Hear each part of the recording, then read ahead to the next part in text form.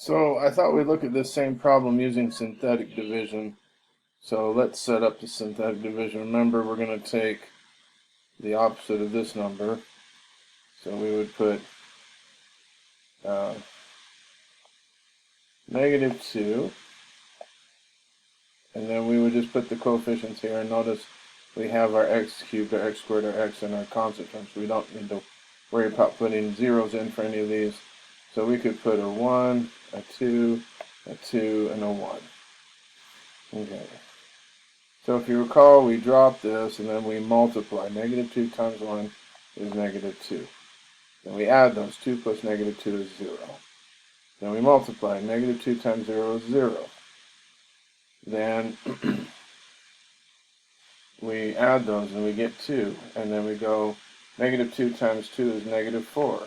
Then we add those. 1 plus -4 is -3. Now notice, this is our remainder.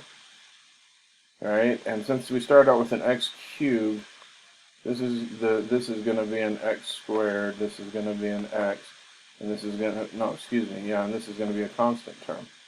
So our answer would be x squared plus 2, and then minus 3 over x plus 2. And that's the exact same thing we got over here. Notice I just did this. We did it long way to do long division. We did synthetic division. We got the same thing. So that allows you to have a choice. But remember, the only time you can use synthetic division is when the coefficient of the divisor is 1.